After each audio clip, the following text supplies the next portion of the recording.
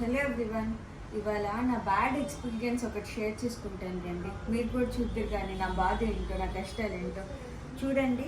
ఈ కస్టమర్ వచ్చేసరికి ఎంత అమేజింగ్ సిల్వర్స్ ఎంత బాగున్నాయో, ఇంపోర్టెడ్ డ్రింక్స్ ఇవన్నీ ఫ్రీగా అడుగుతున్నారండి. దీంట్లో ఒక్కటో రెండో చూస్ చేసుకుంటే అని మళ్ళీ నాకు ఆప్షన్ ఇస్తున్నారు.